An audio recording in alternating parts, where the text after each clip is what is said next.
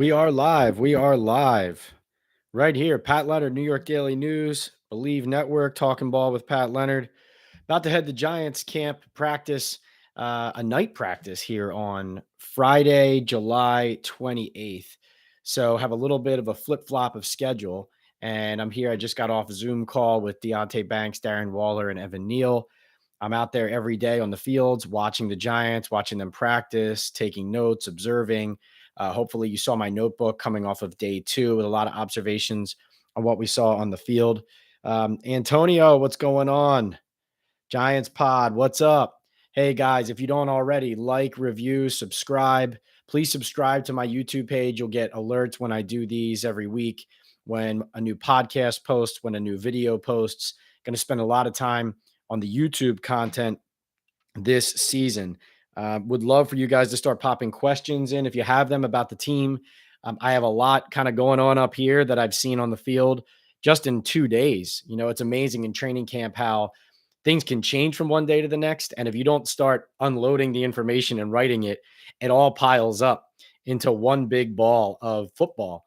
This is why the coaches are constantly going right from the practice field to the meeting rooms and kind of digesting all of this with the players because they want to teach them as much as they can. They want them to go out the next practice day and learn from their mistakes. I think of Deontay Banks, for example, the rookie first round pick. On the second day of camp, I feel like the Giants were throwing at him a little bit more. Definitely a little bit of a baptism.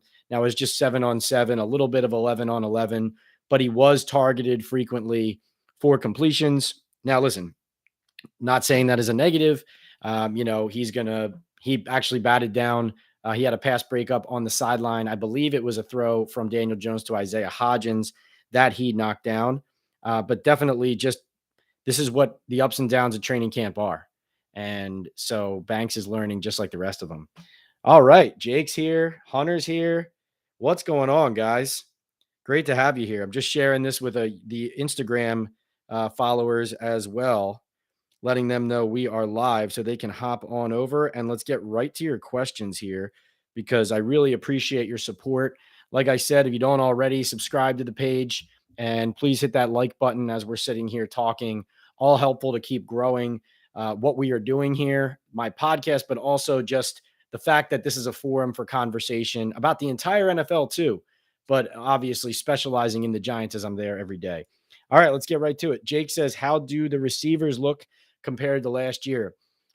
Jake, what's interesting? There's a lot more numbers thrown at the receiver position this year. And if you go back to April and May, you almost looked at it and said, well, how the heck are all these guys going to get on the field? What's the lineup going to look like? It's really hard to envision because there's so many players competing for spots. When you walk out the training camp, though, it looks more obvious. Now, of course, you have to couch it with Wan'Dale Robinson and Sterling Shepard are still working their way back. So once they're healthy and able to play, obviously more competition, especially at the slot receiver spot. But clear cut, Isaiah Hodgins and Darius Slayton on the outside, Paris Campbell in the slot. And then we've seen Jalen Hyatt, the rookie third-round pick out of Tennessee, crack the rotation in the first team, second team rotation. So in the spring, he was pretty much buried on the depth chart, had some ground to make up there. And now he's starting to get some chances, some balls thrown his way. Daniel Jones, Tyrod Taylor, and you can see the speed from Hyatt right away. The hope there, obviously, even if he's not an every down player, is that he understands enough of the playbook and masters enough of that and gets that chemistry with Daniel Jones where you can unleash that speed in some critical situations at the very least and hopefully take the top off the defense. But unquestionably, Darren Waller, Paris Campbell, seeing a lot of passes, a lot of balls thrown their way across the middle. Even though the emphasis is trying to push the ball down the field more this year, you can see from last season, the Giants, Brian Dable, Mike Kafka, they did a great job of kind of scheming guys open for catch and run opportunities. And I think so far, now obviously they work on different parts of the playbook, different concepts from day to day. But I've seen a lot more of that, a lot more of taking advantage of Waller beating guys right off the line, Paris Campbell able to use his quickness to get open, and also the catch and run ability. So that's my review of the receivers so far in a nutshell. Giants pod. Nice to see the fans can be right up against the fence this year. Better chance for all fans to get autographs and interact with the players. Yeah, a little bit more normal there. I think everybody benefits from that close feel and that atmosphere. I think the fans benefit because obviously you get a better view. You can interact with the guys. Like I saw yesterday, some fans were yelling over to Isaiah Hodgins, and Hodgins was actually inviting fans to throw if they had a football. He was inviting them to throw the football out onto the field, and he was picking it up off the turf and with his left-handed toss, throwing it back to them over the fence. Brian Dable doesn't miss an opportunity to wave when people are shouting his name. I do think the atmosphere there is a happy one, a light one. Of course, Saquon reporting has a lot to do with that. But yeah, certainly, there's no reason to try to push people away when the more fans there are and the closer they can be to the action. Just the better it is, even for the players, to try and simulate what they're going to be dealing with once it's a game day as well. All right. Hunter says, how does Daniel Jones look so far? Daniel's throwing a good ball, had a lot of completions the first couple of days, especially the second day to Paris Campbell. He hit Darius Slayton on a big crosser over the middle. That was probably the biggest gainer of the day. And, then there were some hiccups as well. There was a play where he kind of rolled to his left, threw off his back foot. Darren Waller was wide open coming across the field, and Jones threw it over his head, and Xavier McKinney intercepted it, kind of sliding down at the goal line and returned it. Also was a near interception thrown to Cole Beasley in the flat that Adoree Jackson jumped. I didn't mention Cole Beasley when you asked earlier about the receivers. He is also a guy who right away, after being signed late, right up against the start of training camp, has factored into that first team rotation. So, I didn't mention him, but it's essentially Hodgins, Slayton on the outside, Paris Campbell, Cole Beasley working in, and Jalen Hyatt working in as well on that top tier. But don't overlook Colin Johnson. He consistently gets open when he's on the field. Burnt Deontay Banks in a red zone period one-on-one, and also made a nice deep catch on a beautiful ball from Tyrod Taylor on day 2 as well. But yeah, no, Jones looks good. I know that I've talked to Dable, I've talked to Jones, I've talked to a lot of people in and around the Giants who are really excited about Daniel finally having a second season in this same offense and being able to take that next step that'll help him think fast, play fast. And, Dable's offense is a complicated one. I mean, to a man, anybody you talk to will tell you that. And so I think you can see that a little bit on the field. But also, listen, pads haven't come on yet. Yesterday in an 11-on-11 period, Kayvon Thibodeau was in the backfield, I think before Daniel Jones even got onto his back foot, and Daniel started taking off. Did not look like a design run to me. He got through, it looked like on a stunt past the guard, Ben Bredesen. But, pads haven't even come on yet. So obviously that's something you look for as well, how Daniel's handling when the first team offense is running and it looks more closer to live. I would say this, though. Darren Waller, if he's healthy, is going to be a lot of targets thrown his way. Daniel Jones has shown that, and I don't blame him. He's open. He's open often, and he's open quickly. All right, let's see. JMS going to be the week 1 starter at center, says Jake. Jake, I do think John Michael Schmitz is going to be the week 1 starter, though he wasn't the starting center on the first day of training camp. That was Ben Bredesen. And then on the second day, Brian Dable switched and had John Michael Schmitz with the first team at center. And then Ben Bredesen was working as the left guard. So, that's clearly a competition, though. You draft a center as a rookie in the second round and he has 6 years of college experience. You're not drafting the kid there not to play. So, John Michael Schmitz, again, learning an offense, getting it all together, being able to call a game, having that chemistry with the quarterback, all of that very important. My read on this so far, I asked Dable if Schmitz was picking up the offense okay. He said yes.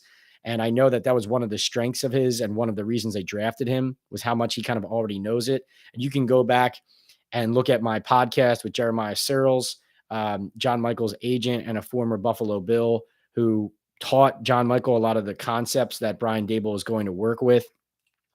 And also read my story and feature on John Michael and kind of that process. I don't think there's a lot of concern about that. I do think, though, that Dable is making him and rookies in general earn their spots. The one exception right now is Deonte Banks has emerged as the clear not moving from the first starting cornerback position opposite Adoree Jackson, at least at the start of camp. But like I said, had a tough day too. Hopefully he bounced back. Jake Larden, hey Pat, awesome that you do this. I know there's a lot up in the air right now, but if you had to take a pick, who are the starting receivers for week one? I would go with Hodgins, Slayton, and Paris Campbell with Cole Beasley right there. And then, Jalen Hyatt being worked in. That's how it looks at the moment. I think Wan'Dale Robinson is absolutely in the equation once he's healthy, but I almost look at this as more like they're going to use him as a gadget guy. And I think he, Beasley, Paris Campbell, those guys can all work in and work around. Campbell actually already lined up once at running back in a 7-on-7 period at one point, mostly at receiver, but did that. So I see Dable and Kafka using those guys in all those different ways, but that's my answer there. Antonio says, are the Giants interested in adding a veteran linebacker? Surprised they haven't added one yet. Thanks for the question. Guys, please, this will help me a lot. If you're here already, thank you. Thanks for asking the questions. Please hit the like button. And please, eventually, if you don't already, subscribe to the YouTube page. Just will help us continue to grow this. It's great that you guys are joining me. Thank you for being here on this Friday afternoon. So, Antonio, linebacker, yes, they have to be. They are interested in that, I believe, at the right price. Of course, somebody somebody worth it would have to come available. This could be a situation where you get to cut down day and there's a team who has to cut a inside linebacker who is a pretty good special teamer with some upside on defense, but a veteran and a guy who you can trust to stop the run, that the Giants could pluck in that regard, because obviously it's not like they're overflowing with salary cap space at the moment. So it could be one of those types of situations. I remember they had, Deion Jones in back, the former standout in linebacker. They had him in for a workout early in the spring, that kind of thing. So they've been, poking around this, but I wrote this in the Daily News. It is clearly an area they need to pay a lot of attention to personnel wise right away. And they have been, but with Jared Davis, as I reported, being out long-term, likely for the season after that knee surgery, he goes down. And now the rotation is Darian Beavers and Micah McFadden. But here was the interesting thing. In the second day, Bobby Okereke, the weak side linebacker the Giants signed to play on the weak side to help them in space, especially in pass coverage. He moves really well, also has the speed to track down runs that are going away from him while he's in space, and it doesn't have to be on that inside gap to make the play in the run game. He rotated into the middle at times in the second day of training camp. So it started with Beavers on the middle and Okereke on the weak side. And then it went to Okereke on the middle and Micah McFadden on the weak side. So I talked to Okereke about it. He said he's okay playing either. Obviously, he played middle linebacker at times in Indianapolis before pretty much going full-time weak side last year. It's clear he prefers, in my opinion, from talking to him and from hearing everything he said, it's clear that he came here to play weak side and they want him ideally to play weak side. But he did tell me, like, listen, I bring a lot in the run game, especially he likes playing the run from the middle because you can kind of fit those gaps. You have those direct lines. You can identify things maybe quicker in the run game from that angle. But again, he has the speed to get there from the weak side as well. So I think the ideal scenario for the Giants would be to have a downhill run stopping middle linebacker that then Okereke can play off of in space. So yes, that has to be a place where they are continually looking, working guys out. And maybe, like I said, come cut down day, they add somebody there. Also, they interested in adding depth at pass rusher behind Kayvon and Aziz. I think it's much more important at the moment, to be honest, for them to make sure they are healthy on the interior defensive line right now. And that's because they made this a priority. Run defense was a priority, right? This offseason in free agency. John Maris said it. Brandon Brown said it. Joe Shane said it. Their two top signings on the interior as free agents, Rakeem Nunez-Roches and A'Shawn Robinson, both are hurt right now. Nunez-Roches in the concussion protocol. They don't expect that to be long-term, after the car accident. Hopefully it stays that way and he gets back soon. A'Shawn Robinson had a season-ending injury last year in LA. I could see even in minicamp in June, you could tell he looked a little bit down. Like the process was taking a little bit longer for him to get on the field than he was hoping, than the Giants were hoping. They gave him at minimum $3 million guaranteed. And those guys right now are working on the side, not practicing. So as much as you want to add more pass rushers, and that's obviously a thing you always need more pass rushers for sure. So I'm not saying they're not trying to do that. They did add Tayshaun Bauer, a guy who's kind of bounced around in the NFL at that outside linebacker position. So he is here kind of getting a tryout of sorts on the outside. But I think a bigger concern is on the interior D line. You've seen them. They've already signed guys like Brandon Bryant. This guy, I think it's Kevin Atkins, they just signed from the XFL in the interior because they have Dexter Lawrence and Leonard Williams. But, one of the things Dexter Lawrence, I think, was excited about when he re-signed here was he's like, I played a ton of snaps last year. So I'm looking forward to having my snaps down a little bit more realistic number and then being even more fresh when they need me to rush the passer and to dominate as he did a lot of last year. Same goes for Leonard Williams. His play dipped last year. He had injuries. With Leonard Williams, who's getting up there, obviously an older player, you also want him not to have to play as much and to be on the field. So that means having guys behind them and working alongside them who can play significant snaps and be effective. And the Giants really don't feel like they've gotten enough out of the depth guys they've had at that position. So as far as not just pass rush, but run defense, and then feeling good about what your base defense looks like and how you can support these top players so that they remain your top players and stay healthy down the stretch when you need them the most. That's the position you should continue to watch is defensive tackle, because some of these signings right now, you don't know this, and hopefully guys all put their best forward to make the team. But usually when you see guys get hurt and the team signs like a random defensive tackle off the street, it's usually, unfortunately, what you call a camp body, which is a guy who he's coming in. He's probably not going to make the team. He knows that. So the team has him playing some snaps so that they can field a big enough roster to play these preseason games and these camp practices. Yes, they're giving a guy a chance to make the team and to show them something and maybe to get on the practice squad. But my point is, it's usually not the case that a guy who gets signed in that situation suddenly becomes an enormous impact player who becomes a key cog in what the team's doing in the fall. It's unusual. So that where you're looking, if you're the Giants, you're trying to add players, you're trying to be a better roster for the games that count. I think interior D-line is even a bigger focus right now and has been already than that pass rusher position. But of course, with Bauer signing, you're still always looking for that. All right, let's see. That was a good question. Good double barrel question there. Let's see. Jake says, are guys fighting for a roster spot that people aren't talking about enough? The ones I would identify for you to keep an eye on are the center position, although I do expect John Michael Schmitz to be the starting center. The left guard position right now looks like Ben Bredesen. If he's not the center at left guard with Josh Azudu behind him, they would love, I think, Azudu to just take it, or Ben Bredesen to take it like he did last year, really essentially in that rotation. Of course, Nick Gates was involved in that as well. But I think, that's a position to watch on offense. On defense, watch the strong safety position. Day one, it was Jason Pinnock. Day two, it was Dane Belton. Wouldn't be surprised if Bobby McCain also, gets some looks and rotates in to that top group at times just to give him some love and give him a chance. But in the first 2 days anyway, it was Pinnock and Belton taking turns at that role. Slot corner is a huge one. Slot corner is the one I think it's been talked about other places, but I think you should keep a really close eye on it because they don't have a solution there yet. Darnay Holmes, Cordell Flott, Zion Gilbert, all these guys are capable of making good plays and have shown that there is a lot of room to grow. And the Giants, if they don't find a solution at that position, we've seen it before in these games against the Cowboys, Eagles, and other teams. If you have one player, even if it's just your slot corner, that the other team identifies as a weakness, they are going to pound the ball in that spot until you correct it, until you fix it. And that requires you to have to adjust defensively, scheme-wise. Maybe you can't blitz as often as you want to. We know Wink Martindale is going to blitz anyway.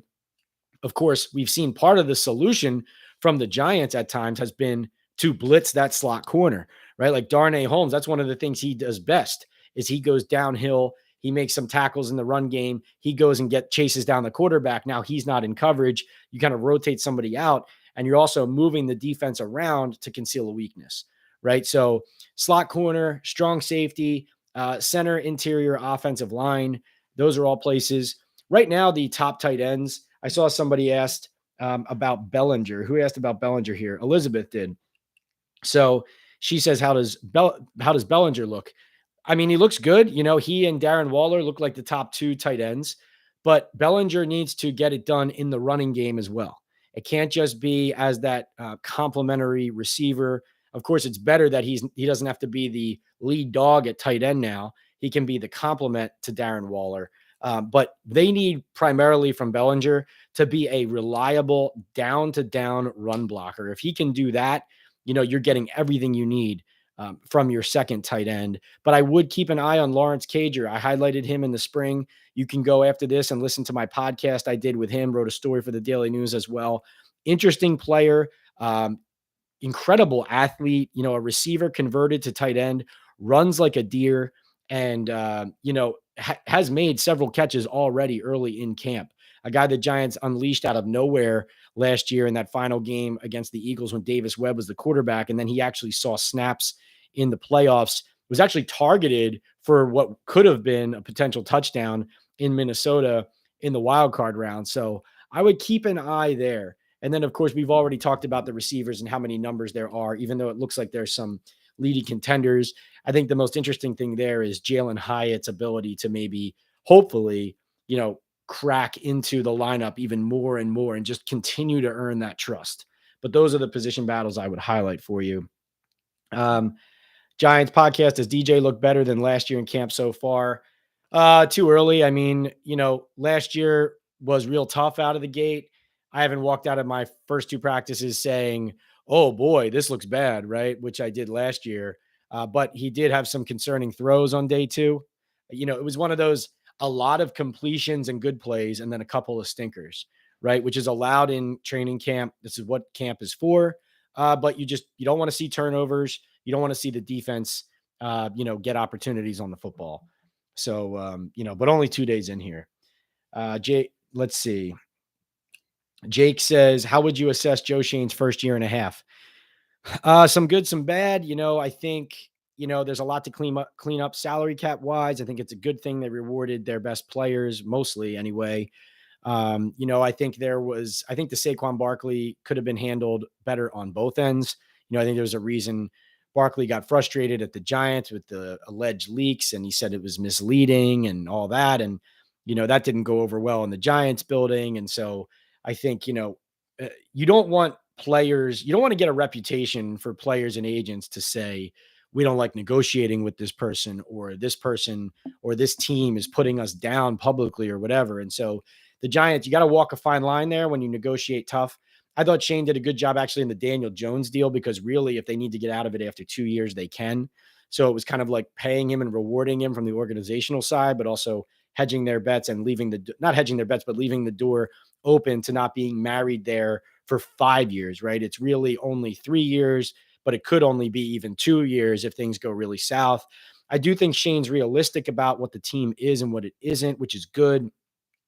I think, though, I think it's only fair to also say, listen, who have they gotten rid of so far under Shane? James Bradbury, who, yeah, listen, I know that play happened in the Super Bowl, whatever, the controversial call, the hold, but Bradbury was excellent, earned a big deal with the Eagles, playing there and helping the Eagles not only beat the Giants 3 times, but then get to a Super Bowl. Kadarius Toney, who he gets rid of course, for many obvious reasons, which I first reported prior to last season. But Toney ends up making the difference-making play, a punt return for the Kansas City Chiefs in the Super Bowl to help them win and come back against the Eagles, not to mention scoring a touchdown in the red zone as well. You know, you don't want to get rid of good players. You know, the Giants don't have enough good players to just get rid of good players. And so I think while Shane has been rebuilding and you know, trying to go about this the right way, building it and selecting some players that hopefully help them in the short and long term, you know, I don't think you want to necessarily get rid of players who actually could have helped you. You know, I think we're also going to go a long way in judging Joe Shane's tenure by how Kayvon Thibodeau and Evan Neal grow and play in year 2 and beyond. And then you also now have Deonte Banks to evaluate. John Michael Schmitz at center, and really even like Wandale Robinson, so showed some flashes as a rookie, but not just with the injury, also was taking some big hits, trying, not necessarily holding up on the field. Like these are players, these top selections, these top investments. Even Mark Lewinsky at right guard has to be better. They gave him real good money last year, was okay, but needs to be better. So how has Joe Shane done? Listen, they got to the playoffs and they won a wild card game when they were supposed to be a bottom 5 team. That's good, right? I mean, you'd be crazy to say anything else. That's obviously good. But it's still a work in progress. The Giants aren't there yet. They're not close to there yet, but they have identified some key pieces, some things that work. And hopefully, with a reputation for a team that they would like to be known as a team that rewards their own. And then really it's all about how those major investments grow. So now, even though they weren't his draft picks, he's also invested in Daniel Jones, Dexter Lawrence, and Andrew Thomas, along with the draft picks. All right, let's get to more questions here. Giants pod, how much do the Giants have in cap space after the Thomas contract? Any room to add an edge rusher? Think we really need that third edge, and O'Shane isn't going to cut it. Well, let's go right to the salary cap number because I didn't check it yet today.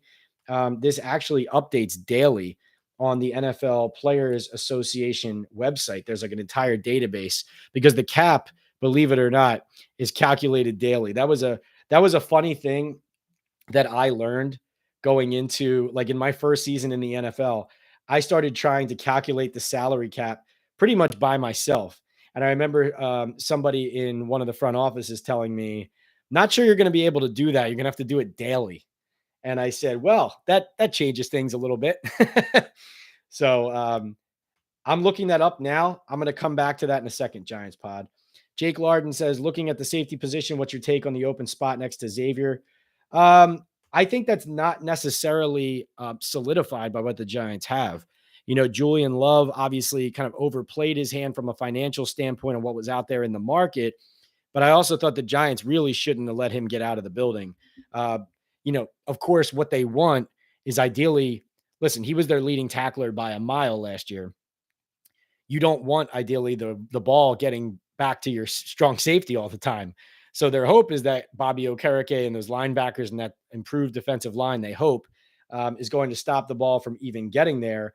And therefore, they won't need their strong safety to be their leading tackler. Pinnock's a good player. He's a good developmental player. He's a guy who has a lot of room to grow, and they saw a lot of positive things. A former Jet last year. Really good guy, athletic, can move, can cover some ground, can hit, can lay the wood, so to speak. So that's a player I like. Belton, another great kid.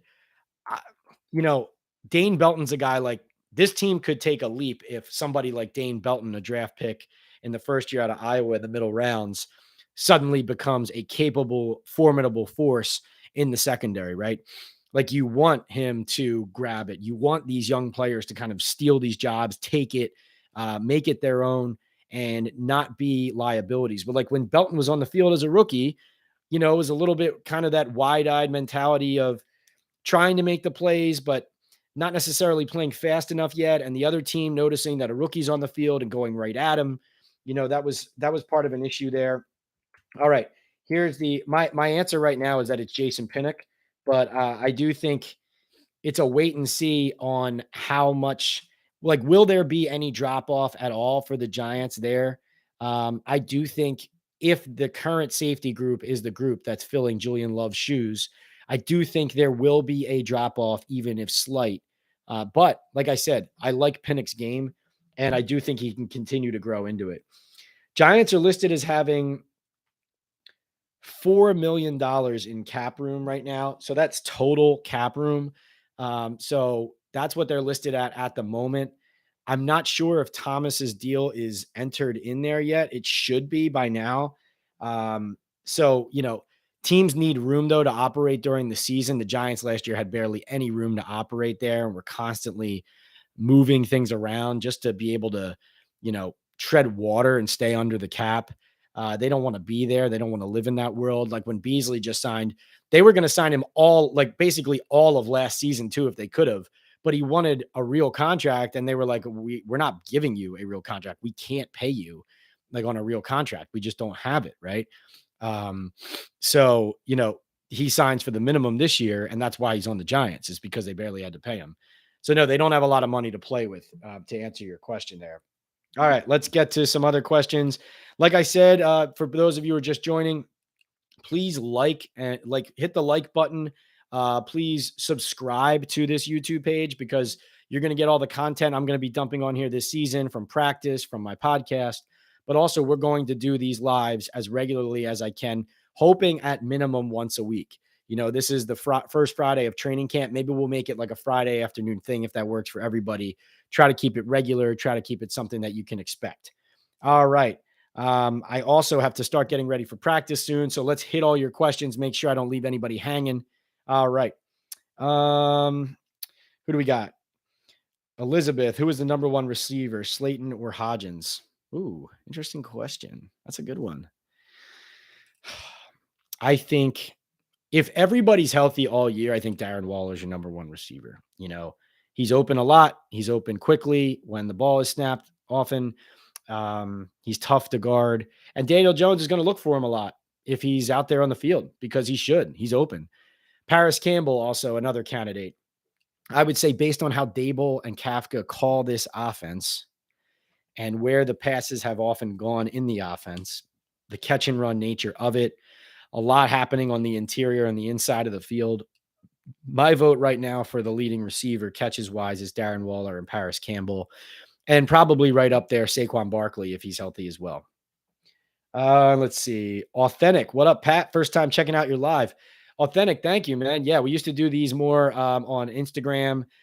Still going to try to do those. Have a great crowd on Instagram as well. But I just love this kind of YouTube experience. It's a good landing page. It's a good hub to show you guys like firsthand what I'm seeing on the field, and then also bring it to you live like this when we're talking. So it's great. Thanks for being here. Let me get your question first. What is your expectation for Cole Beasley? Does he seem like a guy who will make the roster? Yeah, so Dable and Beasley are super close. Dable and Beasley are guys who they know each other, obviously, from Buffalo. Dable wanted him last year bad. And so, yeah, I mean, you can see like a lot of times a guy comes in new and he's got to like earn his way up on a roster. Beasley comes in here, he's immediately getting reps with the first team. Obviously it's not every rep he's over another guy, but you don't see that a lot. But he's getting that for a reason. It's because of the respect Dable has for him. It's because he's in good shape, even though he's a veteran. He does look good out there. And yes, I do expect him to be on the team if he is healthy, based on his connection to Dable, his knowledge of the offense, and the fact that he looks like a guy who can still produce. Let's see. Jonathan says, hey, Pat, do you see Beasley making the team due to the fact that Robinson and Shep questionable week one? Yes. I didn't see that you guys had the same question right there. Yes. I don't have a lot of optimism for Shepard. I hope that he gets healthy and plays, but I think it's hard to count on that. Robinson, I do view Robinson as a guy who's going to be used more as a gadget, running back one play, which he did at Kentucky, slot receiver the next. Drafting him second round last year, I don't know. I'm skeptical of whether that's going to be that would be high for a guy for what he has shown so far he is able to do, even though he's very young. I do think the best way to use him, probably with their current personnel, is to use him in a way that keeps some of those other guys on the field too, which I see being in like a rotational way and not as a every down guy. Zona. Yes. What up? Gigantes. Hola, Pat. Regards from Barcelona. Flott is the slot corner at this point. He shows growth in his game. Hugs Hermano. Yeah. What's going on? All right. So Flott was the starting slot receiver in the second practice. Ruben, Darnay Holmes was the starting slot in the first practice. I do think the hope here, as you're kind of saying, the idea that I think everybody's looking at is that hopefully Cordell Flott is going to be the guy. You want him to take the job. He looks the part. He's long. He's willing to tackle. He needs to though, not only be that willing tackler, you need to be able to rely on him in coverage, know that he understands, the defense and also where his support is going to be in certain coverages, has to be able to blitz as well when called upon. But I do think, Ruben, that the idea here is for Flott to take it. So far, though, it's a competition. It's a battle. And, Flott is I'm glad you brought him up because I mentioned this earlier, but he is an underrated, and this position is an underrated key to how the Giants fare this season. I mean, you think about look at the Eagles now. Not only are you struggling stopping them in the run game, but they have Devontae Smith, they have AJ Brown, and they've added other speed to their receiving core. Was it Zacchaeus, I think, from Atlanta? And they have that third receiver is an option. You got Brandon Cooks now with CeeDee Lamb and Michael Gallup in Dallas. You need three legitimate corners, not to mention Deonte Banks is a rookie. And Adoree Jackson has had that injury history. You need him to stay healthy as well. So you're hitting on an incredibly important spot. And I think that the hope is Flott's going to take it, but we will see. It's very early as well. And actually, Zion Gilbert, I believe, had an awesome interception on day 2 of was it Tommy DeVito, third stringer. Randall Harrison says, who's RB2 and does Eric Gray have a shot to get into the mix? Right now, it's Matt Breida. They trust him a lot. He was pretty good knowing the offense and in pass protection last year. Gray, I think I've seen him back as a return man. I've seen him in the running back rotation. I think he'll get his shot, though I see him more as like a passing down guy, a change of pace guy, a guy who they kind of work in and out so far. But that'll be an interesting one as well. I mean, the young running back thing is weird. Like Jashaun Corbin, the undrafted rookie, had a really good preseason last year and then didn't crack the running rotation at all. Gary Brightwell is a part of it. He's in the kick return rotation as well. So there's kind of some bodies there to work around. But I think it really takes a lot for a rookie running back to get into the mix regularly. And actually, I asked the running backs coach that about both Corbin and Gray, and he identified knowing the playbook and being able to be trusted in pass protection as the two keys for a guy like Gray, a rookie, and even a young guy like Corbin to master to get on the field and be trusted. So that's what you look for. And if you see him on the field more, that means he's showing more in those two areas, knowledge of the playbook and ability in pass pro and on passing plays. Jake says, I like the Trey Hawkins pick. Think he looks good so far as well. You think he gets a roster spot? Yeah, you hope so. Yeah, he did have a pick. I think that was the one interception I forgot to log in my analysis for the Daily News now that you mention it. Yeah, long, looks the part. Definitely will be interesting to see if any of those starting corners on the outside. I mean, Adoree Jackson's going to start. Deonte Banks is a first-round pick. He's there to start. But I would like to see, if I'm Wink Martindale, if I'm Brian Daboll, I would like to see those top corners get pressed by guys like Amani Aruwariye, guys like Trey Hawkins out there on the outside. Let's see. Jake says, seems inevitable Kafka is gone after this year. Is Shea Tierney the clear favorite for the job if Kafka is gone? It's likely Kafka's gone, especially if they have success. I mean, if they don't have success, maybe not. Now that Northwestern job is something you have to think about. Like if they identify Kafka during their search for a permanent new head coach next year, then obviously he would be a possibility there, but also was a hot name on the NFL circuit, even going back to last year and the year before when he became the OC, leaving Kansas City. I think, yeah, listen, Tierney's one of Daboll's guys. He's one of his top guys. So I do think at the moment that would be the leading candidate for sure. Early for that, but I like how you're thinking. I like how you're thinking because like we said, yeah, I'll take that back. Not early because we've seen a lot of turnover on this coaching staff already, even after their first winning season for the franchise in years. So certainly something to consider. Yes. Authentic. Appreciate that, Pat. Crazy. We had the same question at the same time, Jonathan. Yeah, I know. And I actually skipped over to get it to yours. And then it turned out he had asked the same thing. Jake Oppenheim says Bryce Ford Wheaton have a shot of cracking the 53. Yeah, that's going to be a tough one. I mean, he has the size that you're looking for, right? He has size. Young receivers, young running backs, young skill players. When you draft them high, you're getting a kind of pedigree where we've seen Jamar Chase, players like that. They can come onto the scene and go gangbusters right away. Garrett Wilson. But when you're kind of taking a flyer on a guy, it's usually hard for those players to make major impacts right away. It happens, but it happens rarely. I do think you can tell that Bryce Ford Wheaton is a guy that they've invested enough in as an undrafted rookie that he's here to, at the very minimum, stay in the building and develop clearly. So you'd like to see somebody with that size emerge as a factor and a target right away, and a part of the 53 man and the active roster. I think it's more likely that he shows you some good things in the preseason. He ends up on the practice squad and then is a guy that hopefully continues to earn his way up into the rotation, especially because unfortunately we know guys get hurt in the NFL. And then you have that size to lean on and maybe even acclimate into the full-time rotation. We've gone 41 minutes here. This is great. This is a great start to our 2023 Giants live training camp, Q&A, and everybody who participated, all you guys who asked the questions. I'm super grateful because it doesn't happen without you. We don't get engaged and we don't have the connection without you guys participating. And so I really do appreciate it. I might post this for people to go and watch on the page if they missed it already. Might be a good thing for people to go and see. If I fail to, we'll definitely do that next week. But thanks again for participating. If you didn't already, please subscribe to my YouTube page here at PL on NFL. Obviously, you probably follow already on Twitter, on Instagram. I'm on Threads as well at PL on NFL.